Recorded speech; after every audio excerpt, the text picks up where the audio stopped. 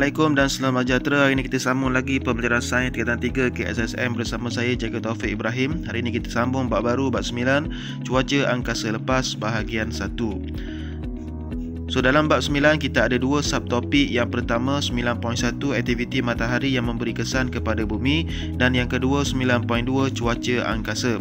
So kita akan belajar dahulu 9.1 aktiviti matahari yang memberi kesan kepada bumi. So dalam 9.1 bahagian 1 kita akan belajar satu saja hasil pembelajaran, iaitu menerangkan dengan lakaran tentang struktur dan fenomena yang berlaku di permukaan matahari. Jadi slide kali ini kita akan bincang berkenaan dengan struktur matahari terlebih dahulu. Jadi apa itu matahari? Matahari merupakan sebuah bintang yang terletak dalam galaksi Bima Sakti dan membentuk sistem suria. Bumi merupakan salah satu planet yang mengelilingi matahari. Matahari ialah berbola gas berkomposisi 71% hidrogen, 27% helium dan 2% unsur-unsur berat yang lain. Diameter matahari adalah sekitar 1,391,980 km. Jisimnya adalah sekitar 300,000 kali lebih berat daripada jisim bumi. Jarak purata matahari dari bumi ialah 149,680,000 km. Okey, so itulah jarak purata kerana sebelah kanan itu lebih kurang 147 juta kilometer dan sebelah kiri 152 juta kilometer, sebab bumi mengelilingi matahari dalam bentuk elips ataupun dalam bentuk telur. Okey, jadi beza sikit jarak. Jadi kita tambah 2 bahagi 2, jarak puratanya ialah lebih kurang 149,680,000 km. Tempoh masa cahaya matahari sampai ke bumi ialah 8 minit. Okey, so selain itu matahari juga merupakan berbola gas yang membara. Sebab apa membara? Kerana tenaga yang dihasilkan daripada tindak balas pelakuran nukleus, iaitu salah satu tindak balas nuklear yang berlaku dalam teras matahari. Okey, tindak balas pelakuran nukleus ini ialah tindak balas di antara satu atom hidrogen bergabung dengan satu lagi atom hidrogen yang lain membentuk satu atom helium, dan tindak balas ini berlaku sepanjang masa dan membebaskan tenaga haba dan tenaga cahaya yang sangat-sangat besar. Okey, suhu di teras ialah 25 juta darjah Celsius. So kita akan pergi dahulu kepada struktur matahari. Apa lapisan-lapisan yang ada dalam matahari dan apa suhu-suhu di setiap lapisan tersebut dan fungsi-fungsi di setiap lapisan tersebut. Okey, inilah struktur matahari. Terdiri daripada 4 lapisan utama. Yang pertama ialah korona, yang kedua kromosfera, yang ketiga ialah fotosfera dan yang keempat ialah teras. Jadi ada dua zon, iaitu zon perolakan dan zon radiasi. So kita akan pergi satu persatu. Okey, jadi sebelum itu korona, kromosfera, fotosfera akan membentuk atmosfera. Matahari terletak di atas lah. Jadi kita akan pergi satu persatu. Korona tu apa, kromosfera tu apa, fotosfera tu apa, teras, zon perolakan dan zon radiasi, apa yang berlaku di situ. So yang pertama kita akan pergi dahulu kepada teras matahari. Lapisan yang paling dalam di dalam pusat matahari, suhu kira-kira 15 juta darjah Celsius, berlaku tindak balas nuklear ataupun pelakuran nukleus berlaku di dalam teras sepanjang masa. Okey, di antara dua atom hidrogen dan membentuk satu atom helium, dan tindak balas pelakuran nukleus ini menghasilkan tenaga dan haba yang sangat tinggi. Okey, kalau perkadarannya bersamaan dengan 100 bilion bom atom per saat, maknanya setiap satu saat 100 bilion bom atom meletup. Bayangkan, okay, kalau Perang Dunia Kedua sebelum ini di Nagasaki dan Hiroshima baru satu bom atom, okay, memberikan kemusnahan yang dahsyat, letupan yang kuat. Bayangkan di matahari setiap saat 100 bilion bom atom meletup. Jadi tenaga sangat tinggi. Walaupun tenaga sangat besar dibebaskan, okay, 100 bilion bom atom per saat, matahari tidak musnah. Sebab apa? Sebab diimbangi oleh tarikan graviti yang sangat tinggi. Okay, matahari mempunyai tarikan graviti yang sangat tinggi. Sebab itulah matahari mampu menarik beberapa planet, 9 planet untuk mengelilinginya, termasuklah bumi tempat kita duduk. Alright, jadi teras sebagai sumber tenaga utama matahari, iaitu tindak balas pelakuran nukleus. Yang kedua ialah fotosfera. Fotosfera merupakan lapisan permukaan matahari yang dapat dilihat oleh teleskop. Kelihatan bercahaya kuning daripada bumi, mempunyai suhu kira-kira 6000 darjah Celsius dan ketebalan 300 km. Terdiri daripada granul yang kelihatan berbutir dan bergelora. Granul kita akan sentuh next slide dalam tajuk fenomena yang berlaku di permukaan matahari. Okey, so ini ialah bentuk keadaan permukaan fotosfera yang terdiri daripada granul yang berbutir dan bergelora. Okey, tengok kat situ dia berbutir dan bergelora.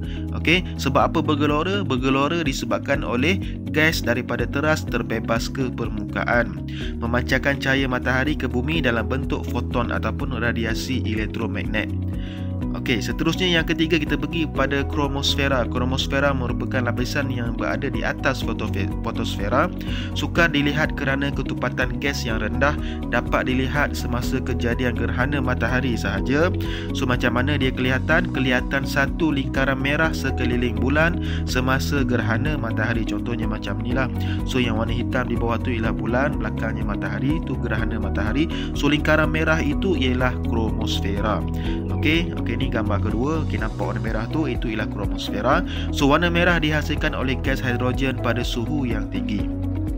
Suhu itu ialah antara 4400 darjah Celsius hingga 25000 darjah Celsius dan berketebalan 2000 km.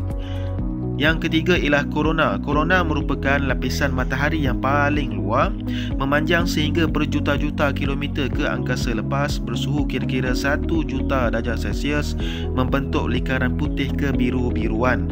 Okey, contohnya dalam gambar di sebelah tu dia membentuk warna putih kebiru-biruan di luar. Itu ialah korona. Dan boleh dilihat semasa kejadian gerhana matahari. Contohnya dalam gambar rajah di sebelah ni. Okey, waktu gerhana matahari sahaja kita boleh dapat lihat korona itu. Kita akan pergi pula kepada zon radiasi. Okey, kita ada dua zon radiasi dan zon perolakan. Tengok dahulu kepada zon radiasi. Zon radiasi merupakan lapisan matahari di antara teras dan zon perolakan. Tenaga daripada teras bergerak menerusi zon radiasi dalam bentuk radiasi elektromagnet ataupun foton. Okey, kedalaman zon radiasi antara 200,000 hingga 515,000 km, memakan hampir 70% jejari matahari. Okey, so kita tengok gambar rajah sikit. Itulah zon radiasi. Okey, jadi tenaga yang terhasil di teras itu akan bergerak dalam bentuk foton. Okey, itu ialah foton, tenaga dalam bentuk foton daripada teras. Okey, so ini gambar rajah satu lagi. So yang menyala tu ialah teras. Okey, so tenaga-tenaga yang keluar yang dihasilkan daripada tindak balas nuklear akan masuk dalam zon radiasi dalam keadaan bentuk foton ataupun radiasi elektromagnet. Okey, yang kedua ialah zon perolakan. Lapisan matahari di antara zon radiasi dan fotosfera terdiri daripada plasma, iaitu gas yang boleh mengkonduksikan elektrik. Kedalamannya ialah 200 km hingga ke fotosfera. Okey, tenaga daripada zon radiasi tadi dalam bentuk foton akan bergerak dalam bentuk pusaran. Okey, daripada teras dia keluar masuk dalam zon radiasi dalam bentuk foton, dan apabila dia masuk dalam zon perolakan dia akan bergerak dalam bentuk pusaran. Apa bentuk pusaran? Contohnya macam ni lah. Okey, ni ialah bentuk pusaran. So plasma di zon perolakan tu akan berolak. Okey, dalam bentuk pusaran. Contohnya macam ni. Okey, alright.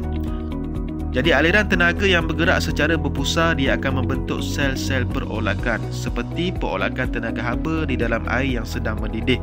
Contohnya kita ambil gambar rajah sini, tengok air mendidih, dia akan naik turun macam tu, dia akan menggelegakkan, berpusar.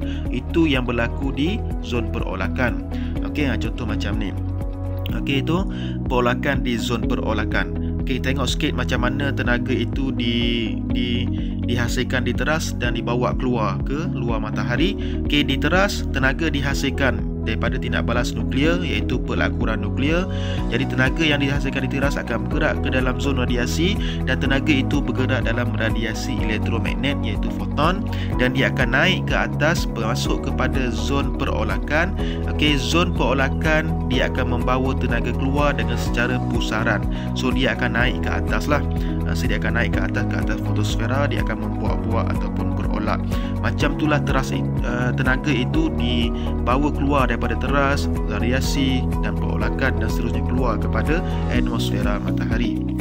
Okey, so kita pergi kepada kesimpulan sedikit setiap lapisan, apa dia fungsi dia. Yang pertama sekali ialah teras. Teras merupakan lapisan yang paling dalam dan sumber tenaga matahari dan berlaku tindak balas nuklear iaitu pelakuran nukleus. Jadi tenaga yang banyak dihasilkan, haba dan tenaga. Jadi tenaga tadi akan bergerak ke zona radiasi. Tenaga haba dipindahkan dalam bentuk radiasi elektromagnet ataupun foton, dan selepas itu tenaga itu akan bergerak masuk ke dalam zon perolakan. So di zon perolakan tenaga akan bergerak secara berpusar membentuk sel perolakan, dan selepas itu akan naik kepada fotosfera, lapisan matahari yang memancarkan cahaya. So fotosfera ni dia ada granul yang bergelora disebabkan oleh zon perolakan tadi, dia berpusar, bergelora, berolak. Dan selepas itu ialah kromosfera, merupakan lingkaran merah yang kita dapat tengok waktu gerhana matahari, dan yang seterusnya ialah korona, iaitu lapisan yang paling luar berbentuk lingkaran putih kebiruan semasa gerhana matahari. So ini ialah lapisan-lapisan struktur matahari yang kita bincang tadi. Jadi awak boleh jawab soalan yang saya sediakan di bawah ini. Tekan link di description video di bawah, ada soalan dalam Google Form, dan jangan lupa untuk subscribe. Terima kasih kepada yang dah subscribe. Jadi untuk pembelajaran seterusnya ialah bab 9 cuaca akan selepas bahagian 2. Kita akan bincang fenomena yang berlaku di permukaan matahari. Okey, jadi kita jumpa lagi. Terima kasih. Assalamualaikum dan selamat sejahtera.